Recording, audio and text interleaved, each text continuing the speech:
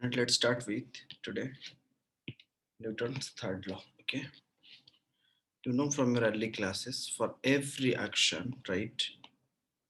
For every action,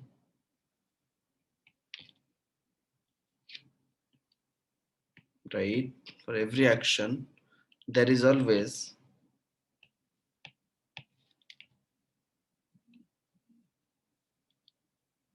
an equal and opposite reaction. Always an equal and opposite reaction, right?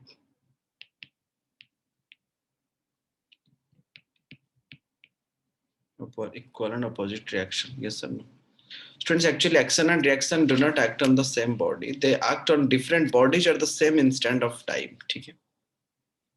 Different bodies means you are giving a force. Let have kept a body on the ground. Okay? यहाँ पर मैंने एक body को ground पे रखा, तो body अपनी पूरे वेट किसको दे रहा है बताओ? The body is giving its total weight on the ground, na? Yes or no? And as a result, the ground is putting another force on the body. Yes or no? This is normal reaction. The weight on the body on the ground, that is weight. That is weight. If weight is the action, then how much force the ground is giving on the body? That is what reaction. Yes or no? And should action and reaction known as pair of forces? Yes or no? They are equal in magnitude and opposite in direction. इस point को यहाँ पर add कर सकते हो, right?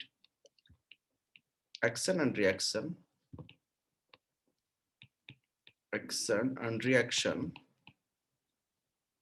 known as action and reaction known as pair of forces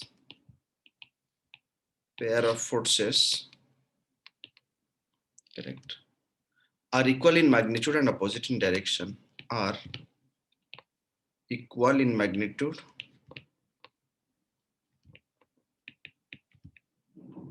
and opposite in direction.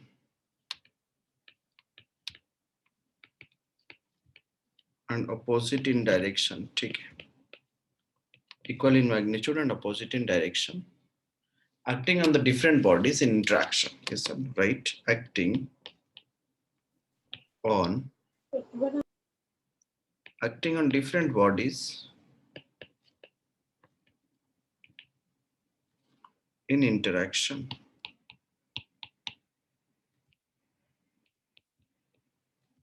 Right? So they never cancel each other. Actually, they Newton's third law is not applicable to pseudo forces. Students, हम pseudo forces के बारे में पढ़ेंगे. And Newton's third law defines the nature of forces and gives the law of conservation of linear momentum.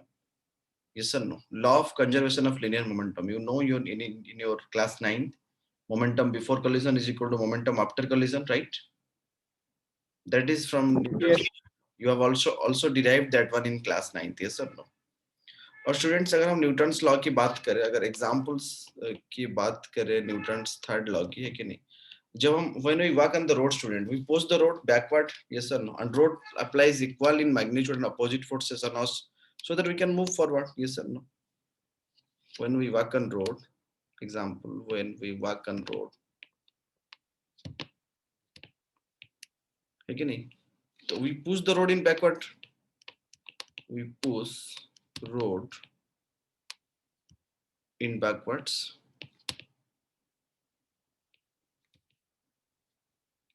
And road applies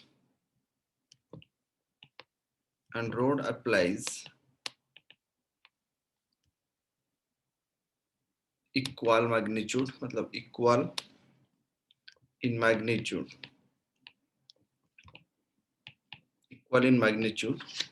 and opposite force on us, and opposite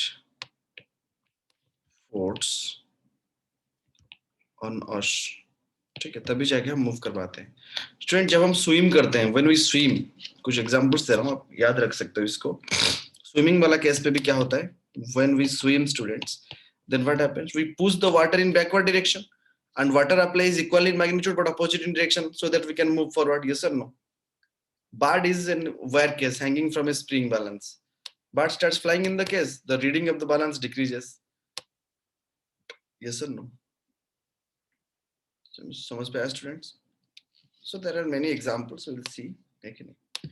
और अगर हम बात करें उसके लिमिटेशंस ऑफ न्यूटन्स लॉ की अगर बात करें, ठीक है, if will be discussing about limitations of Newton's third law,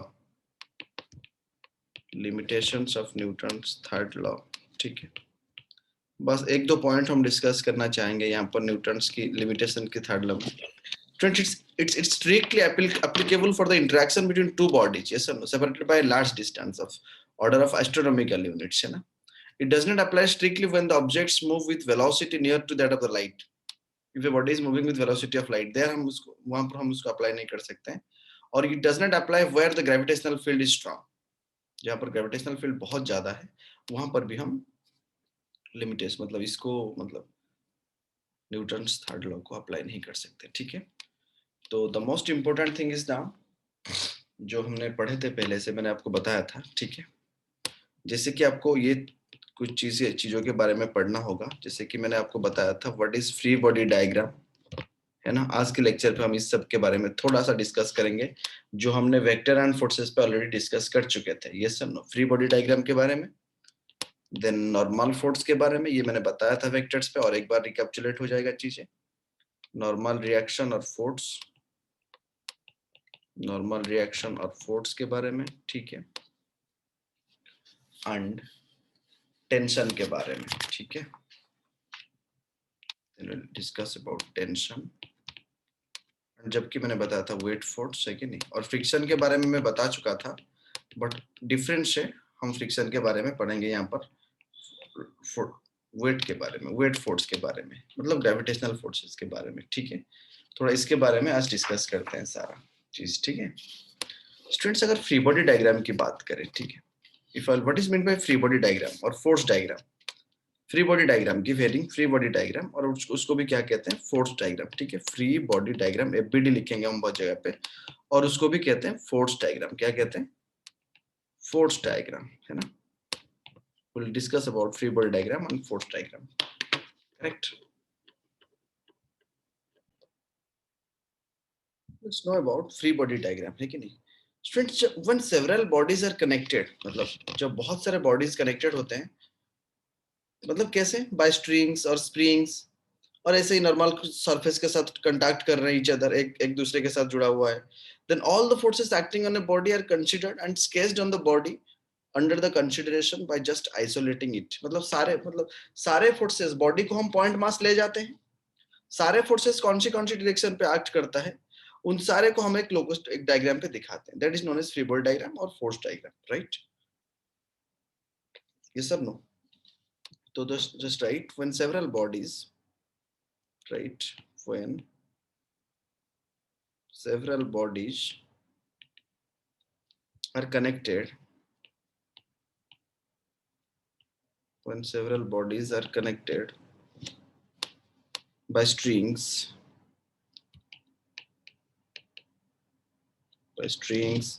नहीं तो फिर स्प्रिंग फोर्स के बारे में यहाँ पर भी हम डिस्कस करेंगे। स्प्रिंग्स और सरफेस, मतलब नॉर्मल फोर्स भी आता है ना जब कांटेक्ट पे आते हैं, surfaces of contact. One by one will see various examples, yes और no. then all the forces, right, then all the forces acting on a body, all the forces acting on a body are considered and sketched, are considered and sketched, yes or no। then the diagram is formed, then the diagram so formed, right, then the diagram so formed is called free body diagram, is called free body diagram, or we say it as FBD, right। Students, मैं बार बार बता रहा हूं आपको, जो forces हम deal करने जा रहे हैं पूरा लॉज ऑफ मोशन पे या फिर हर जगह पे, हमें शायद इन 4-5 फोर्सेस के बारे में डील करना होगा। जैसे कि हम वेट फोर्स के बारे में डील करेंगे, करेक्ट। नॉर्मल फोर्स के बारे में डील करेंगे, राइट। नॉर्मल फोर्स कैसे एक्ट करता है। देन टेंशन फोर्स के बारे में। इस चैप्टर की एंड पे हम फ्रिक्शनल फोर्स के बारे में डील करेंगे। पूरा फ्रिक्शन एक अलग सा चैप्टर है, उसको पढ़ेंगे हम। Frictional force, right, frictional force, correct है ना। Then elastic spring force, elastic spring force, right. इन सारे फोर्स के बारे में हम डिस्कस करेंगे, है ना। चलो स्टूडेंट्स, पहले वेट फोर्स के बारे में डिस्कस करते हैं, right. Weight force, right. Students, it's the gravitational force, you know. What is the gravitational force with which the earth pulls an object? Yes or no? और weight force का क्या है सबसे important? It always acts vertically downward. It always acts vertically downwards. अगर direction की बात करें, it always acts vertically downwards, correct है ना।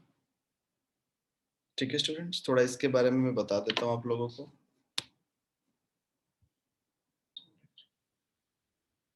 नेक्स्ट, नॉर्मल रिएक्शन और force.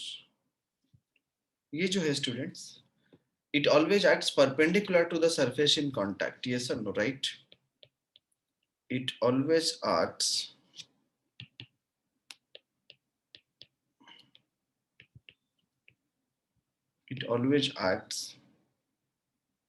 perpendicular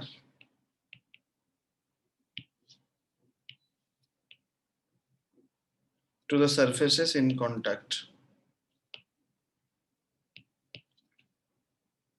Perpendicular to the surfaces in contact.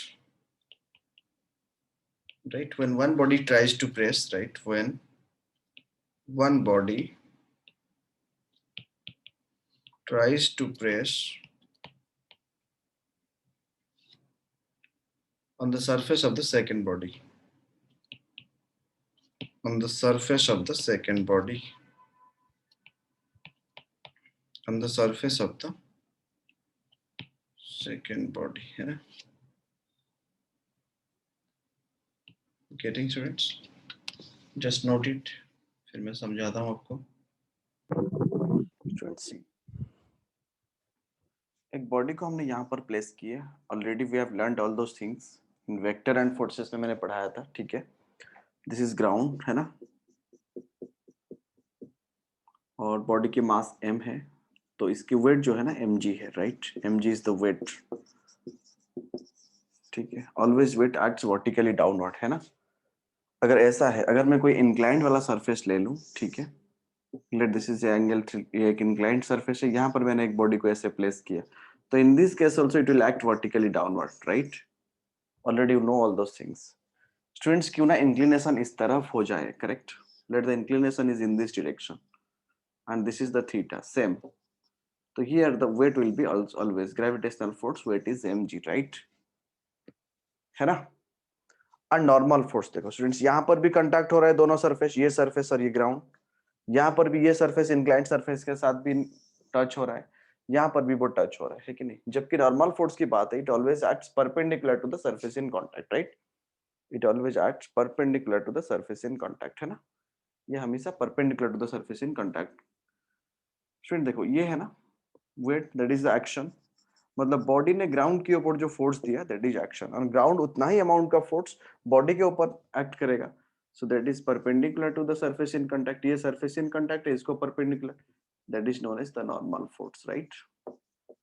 Just note with me, this is normal force. और ये वापस ये एक्शन है, तो बॉडी जो ग्राउंड जो फोर्स बॉडी के ऊपर दे रहा है, दैट इज रिएक्शन, तो इसीलिए इसका नाम भी देते हैं normal force.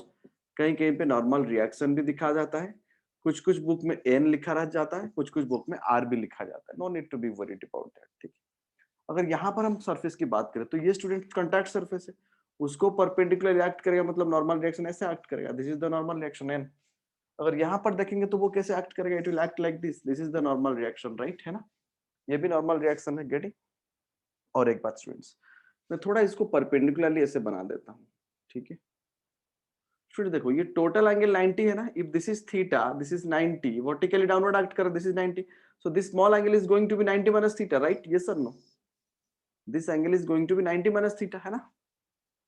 If this is and this total is 90, मैंने इसका दो कंपोनेंट बना दिया। स्टूडेंट देखो मैंने ऑलरेडी आपको बताया था कि this is x axis, this is y axis, it is a vector like this mg, है ना? If this angle is theta, then ये वाला कंपोनेंट क्या हो जाएगा? mg cos theta, right? और ये वाला कंपोनेंट क्या हो जाएगा? mg sin theta, right? है ना? ठीक, देखो यहाँ पर वही केस हो रहा है ना, ये मेरा नेगेटिव वाई एक्सिस मान सकते हो और ये मेरा दोनों परपेंडिकुलर, उनके बीच में ये है mg, है कि नहीं? इफ दिस इज थीटा, ये थीटा है, ये वाला एंगल कितना हो जाएगा? 90 माइनस थीटा, तो ये वाला एंगल क्या होगा? This is also theta. अगर ये थीटा है तो ये वाला एंगल भी थीटा हो जाएगा।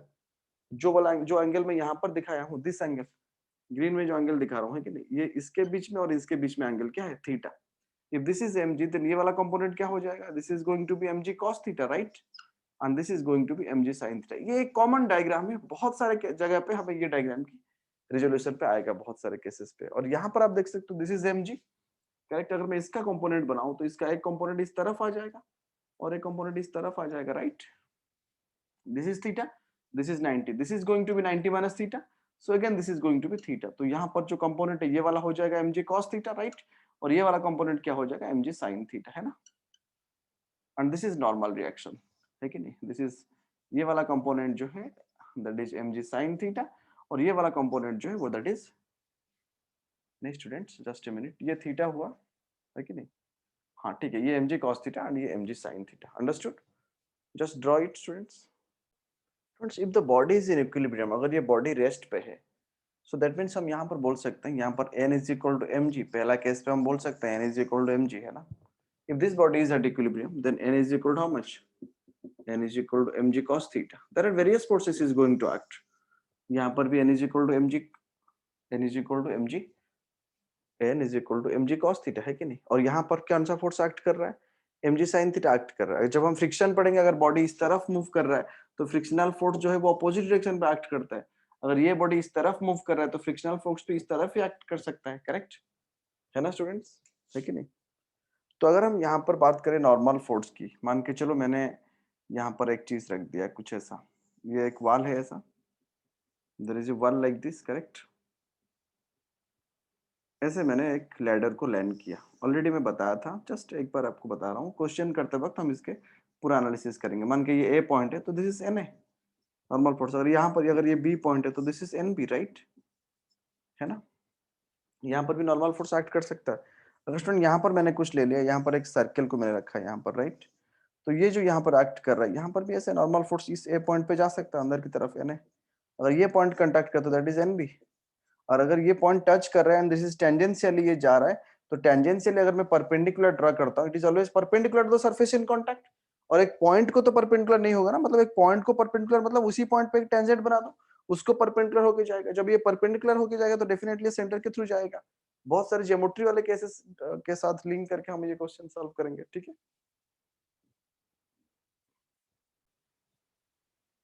Do some examples. Let's do some examples on that basis. Do some examples, ठीक है? चलो देखो थोड़ा स्टूडेंट्स, यहाँ पर हमने एक ब्लॉक ले लिया ऐसे, ठीक है? और मतलब एक टेबल बना दिया हमने। Let's make a table, correct? This is one table, है ना? तो यहाँ पर एक बॉडी को मैं प्लेस किया हूँ टेबल के ऊपर, correct? Just a minute. Table में के ऊपर एक बॉडी को प्लेस किया हूँ जिसका मास m1 है, ठीक है नहीं? एंड इसका मास m2 है, राइट? स्टूडेंट्स देखो, अगर मैं फ्री बॉडी डायग्राम ब्लॉक की बनाऊं, if I will be drawing the free body diagram of the block, इस ब्लॉक का अगर मैं फ्री बॉडी डायग्राम बनाऊं, if I will be drawing the free body diagram of the block, block मतलब m1, right? तो इसका free body diagram मतलब क्या क्या फोर्स उसके ऊपर एक्ट कर रहा है? Let's see, this is the block, उसका मास m है तो उसकी वेट जो है वो किस तरफ एक्ट कर रहा है? नीचे की तरफ एक्ट कर रहा है ना students? Yes sir, no, wait always acts vertically downward, है ना? और वो यहाँ पर कांटेक्ट सरफेस के ऊपर रखा गया है तो इसको परपेंडिकुलर होके भी एक नॉर्मल फोर्स एक्ट करेगा, मतलब इस डायरेक्शन पे नॉर्मल फोर्स n1, ऐसे लिख सकते हैं, नो प्रॉब्लम। डायरेक्शन भी इन अपवर्ड डायरेक्शन, करेक्ट? अगर मैं टेबल की बनाऊं, if I will be drawing the free body diagram of table, free body diagram of table अगर मैं बनाऊं, ठीक है, करेक्ट। देखो थोड़ा मैं यहाँ पर टेबल को दिखाता हूँ। पूरा टेबल का जो वेट है स्टूडेंट्स, जस्ट यहाँ पर एक टेबल बना देता हूँ फिट से, करेक्ट, राइट। ये जो टेबल है स्टूडेंट्स, ये ग्राउंड के ऊपर रखा गया है ना, तो पूरा टेबल का वेट जो है वो किस तरफ होगा, M2G होगा ना, नीचे की तरफ, है ना, ओनली टेबल, है कि नहीं। और स्टूडेंट्स देखो, ये जो बॉडी के ऊपर टेबल टेबल जो फोर्स दे रहा है दैट इज N1, और यहाँ पर N1 is equal to mg। यहाँ पर आप देख सकते हो N1 is equal to M1g, correct, yes sir no. In the first case N1 is equal to mg और नॉट, इक्विलिब्रियम पे है ना बॉडी। यस सर, और यस। सेकंड केस में M2g नीचे की तरफ, मतलब टेबल का वेट। और अगर अगर ये बॉडी, मतलब देखो स्टूडेंट्स, मैं यहाँ पर नीचे की तरफ क्या लिख सकता हूँ, I can also write M1g, I can also write N1 ना, दैट इज सेम ना, because N1 is equal to mg। अगर ये बॉडी Yes, sir. टेबल के ऊपर एक फोर्स दे तो टेबल भी उस बॉडी के ऊपर एक फोर्स दे रहा है, that is N1 and that is N1 and mg are balanced, yes और नो, करेक्ट और नॉट। बट अगर ये जो ग्राउंड पे रखा गया है, दिस ये जो टेबल को जो मैंने ग्राउंड पे रखा हूं, the table I have kept on the ground, right, तो ये ग्राउंड भी उसको एक नॉर्मल रिएक्शन देगा, दैट इज N2 और नॉट, है ना स्टूडेंट्स। अभी पूरा टेबल को अगर मैं कंसीडर करूं, आप देख सकते हो N2 अपवर्ड की तरफ है, बट टेबल का वेट नीचे की तरफ है, और normal force that is N1 mg भी नीचे की तरफ है। तो यहाँ पर अगर मैं टेबल की फ्री बॉडी डायग्राम बनाऊं तो N2 is equal to how much, N1 plus M2g ना, राइट, यस और नो, करेक्ट। और N1 मुझे क्या मिल गया student, N1 is equal to M1g मिला था कि नहीं, है कि नहीं, वी गॉट ना N1 is equal to M1g। तो पूरा टेबल का जो नॉर्मल रिएक्शन होगा that will be how much, M1 plus M2 into g, है ना, यस और no students, just note it. और एक एग्जांपल देने से पहले थोड़ा टेंशन के बारे में आपको याद दिलवा देता हूँ। मैंने बहुत अच्छी तरह से आपको टेंशंस पढ़ाया था, जो वेक्टर डिस्कस किया था। आप भी जा सकते हो वहां पर दोबारा, जो लेक्चर्स में रिकॉर्डिंग में वेक्टर्स में आप जा सकते हो। टेंशन, ठीक है स्टूडेंट, टेंशन जो है ना, it's tension force is an intermolecular force between the atoms of a string, right. Tension force, right, tension force is an intermolecular force, is an intermolecular force between the atoms of a string, between the atoms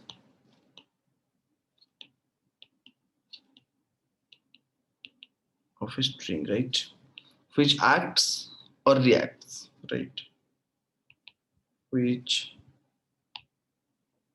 acts or reacts when the string is stressed, when the string is stressed, when the string is stressed। कुछ important points मैं इसके बारे में बताता हूँ, ठीक है student. It is having always a pulling nature, है कि नहीं। टेंशन इज कभी कोई, it has a pulling tendency, है कि नहीं। टेंशन जो है ना, उसका पुलिंग टेंडेंसी होता है हमेशा, है ना। And tension through out the string always remain same. उसका मतलब है यहाँ पर एक बॉडी रखा गया है और मैं स्ट्रिंग के जरिए उसको पुल कर रहा हूँ, कभी पुश नहीं कर सकते हम, ठीक है। मतलब it has always a pulling tendency and through out the string, यहाँ पर अगर कोई इंसान पकड़ा है, ठीक है, he has hold something, correct, he has hold, तो it has always pulling tendency and पूरा string में tension एक रहता है। tension throughout the string remains same, right, tension throughout the string, tension throughout the string,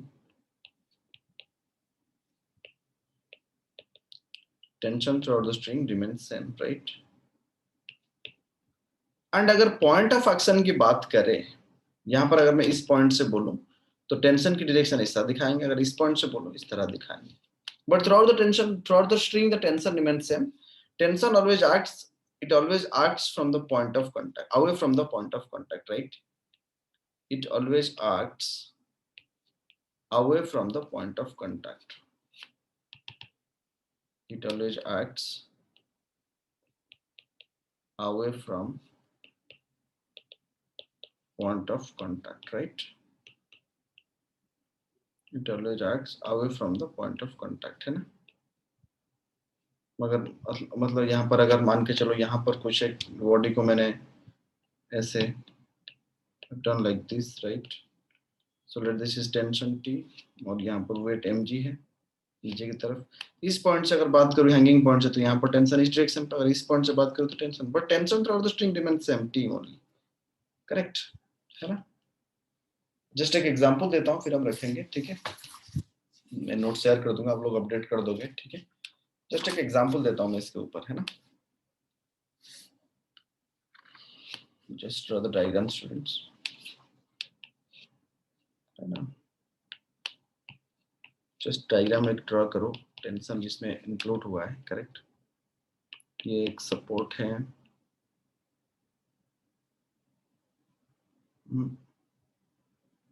पूरा connected हुआ है, right? यहाँ पर एक बॉडी भी है, इसका मास m है, ये a पॉइंट है, यहाँ पर कुछ मैंने b पॉइंट ले लिया, यहाँ पर c पॉइंट ले लिया है कि नहीं, और इसका मास m है. तो यहाँ पर दिया हुआ है block of mass m is suspended from the ceiling, है ना? बाय यूनिफॉर्म स्ट्रिंग, ये एक स्ट्रिंग ही है, right? This is a string only, correct? ये स्ट्रिंग ही है मेरा, दिस इज द स्ट्रिंग, ठीक,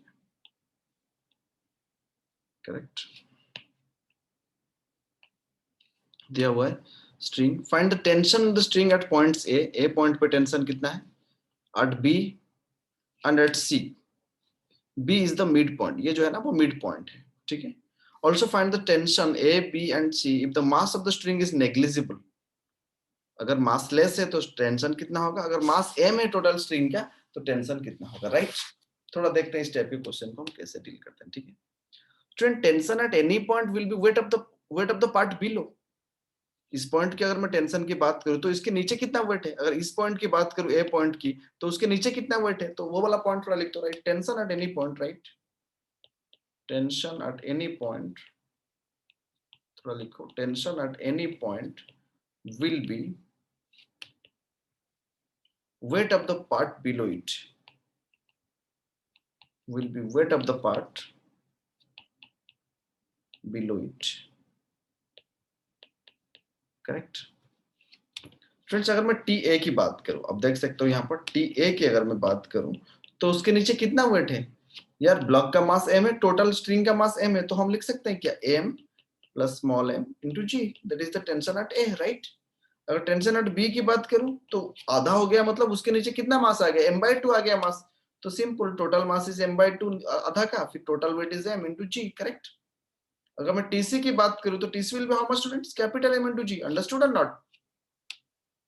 सूरज, मनीष, गेटिंग ना? Yes sir. और अगर m 0 है, स्ट्रिंग इज मासलेस, अगर उसने दे दिया स्ट्रिंग इज मासलेस, मासलेस मतलब मास नहीं है, स्ट्रिंग इज मासलेस, राइट? तो मासलेस मतलब m is equal to 0. That means tension at A is equal to tension at B is equal to tension at C, that is equal to capital M into G, correct? Yes or no students? है कि नहीं? Yes sir. अच्छा, तो इस पे एक concept में जोड़ना चाहता हूँ, just one concept I would like to add here students. उसी मासलेस स्ट्रिंग ने एक, उसी मासलेस स्ट्रिंग इज मासलेस, ठीक है? दिस मास इज m और दिस इज t, करेक्ट है ना? और ये वेट mg है, राइट? और यहाँ पर आप बता सकते हो t is equal to mg, right और नॉट? है कि नहीं स्टूडेंट्स? बट स्टूडेंट यहाँ पर हमने क्या की है, एक ब्लॉक जो है वो ऐसे कनेक्टेड हुआ है स्ट्रिंग में t, नीचे की तरफ mg है and it is accelerating in upward direction, right? Block is accelerating upward. Second case में block is accelerating upward, right? Just note it. Block is accelerating upward. तो इस केस में स्टूडेंट्स क्या हो जाएगा, नेट फोर्स F नेट कितना होगा student? देखो, ब्लॉक ऊपर की तरफ जा रहा है, मतलब टेंशन ज्यादा होगा या mg ज्यादा होगा, बताओ? डेफिनेटली टेंशन ज्यादा, इसलिए तो बॉडी को ऊपर लेके जा रहा है ना. अगर टेंशन ज्यादा नहीं होता तो बॉडी को वो नहीं ले पाता, उसको वेट रोक के रखता है। Yes sir not?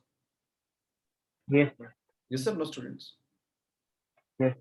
So net force यहाँ पर अगर बॉडी के ऊपर मैं नेट फोर्स की बात करूं, what is the net force acting on the body? That is equal to T minus M G ना, correct? That is F net, है कि नहीं? ऊपर की तरफ टेंशन लग रहा है, नीचे की तरफ उसको mg लग रहा है, तो नेट कितने फोर्स में ऊपर की तरफ जाएगा? T minus M g. Yes sir no? Yes. है ना students? Yes sir no? And students, Newton's law now apply. हमेशा F net is equal to क्या है? मास इंटू एक्सेलरेशन ना, बताया था मैंने आपको उस दिन इक्विलिब्रियम जब पढ़ाया था, correct? Last class. F net is Yes. Equal to m or not, ये ए एक्सेलरेशन पे जा रहा है, that is the net acceleration of the system. Yes sir no? So हम यहां पर डाल सकते हैं क्या? T minus M g is equal to m into acceleration of the system. We can write और नॉट, है कि नहीं? Yes, sir. तो t इज इक्वल टू कितना हो जाएगा students? That is mg plus m है ना,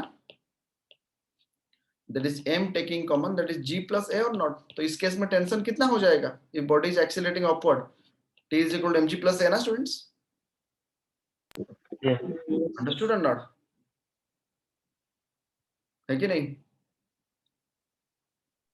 Yes, sir. स्टूडेंट्स अगर यहाँ पर मैंने फिर सब केस आपको एक दे दिया, ठीक है, I just gave you one सब केस, ठीक है, मैंने आपको एक सब केस दे दिया कि ये जो है ना वो नीचे की तरफ एक्सीलरेट कर रहा है, right? If A is downward, A downward है मतलब क्या है? मतलब ए को हम किस में रिप्लेस करेंगे? माइनस ए में रिप्लेस कर देंगे ना, करेक्ट? Yes. मतलब वही, और एक बार अगर मैं डायग्राम बनाऊं, नीचे की तरफ वेट है mg, ध्यान से देखो, ऊपर की तरफ एक ग्रुप में टेंशन है और बॉडी नीचे की तरफ एक्सीलरेट कर रहा है, तो डेफिनेटली यहाँ पर mg बड़ा हो जा रहा है ना, तो एफ नेट जो है वो कितना हो जाएगा? F net is equal to how much? mg MG minus minus C. t ना, करेक्ट? Yes. Yes or no? So that is equal to F net is equal to net mass of the body is m into a net acceleration, that is equal to mg minus t or not? तो t is equal to कितना हो जाएगा बताओ? M into G minus C. mg minus m है, तो t is equal to m whole into g minus a, correct? तो x body किस तरफ एक्सीलरेट कर रहा है उसके हिसाब से भी एक्सीलरेशन चेंज हो जा रहा है ना। ये वाले केस पे हमने देखे t is equal to mg, simple. But अगर पूरा फ्रेम ऊपर की तरफ या नीचे की तरफ एक्सीलरेट कर रहा है तो चेंज हो जाएगा ना टेंशन। यस और नो? Yes. स्टूडेंट्स अगर कोई भी स्ट्रिंग फ्री फॉल कर रहा है, फ्री फॉल कर रहा है मतलब acceleration is equal to acceleration due to gravity ना स्टूडेंट्स। Yes sir no? तो उस केस में अपवर्ड की तरफ जाए या नीचे की तरफ, तो t इज इक्वल टू कितना हो जाएगा? 0 हो जाएगा कि नहीं? अगर Yes. बॉडी फ्री फॉल कर रहा है तो a is equal to g, तो टेंशन इज इक्वल टू 0 हो जाएगा, राइट? Next class will study about frame of reference, inertial frame of reference, है कि नहीं? रियल फोर्स क्या है, सीडो फोर्स क्या है, non inertial frame, moving platform in lift, weighing machine, ये सारे कॉन्सेप्ट हम पढ़ेंगे नेक्स्ट क्लास, ठीक है?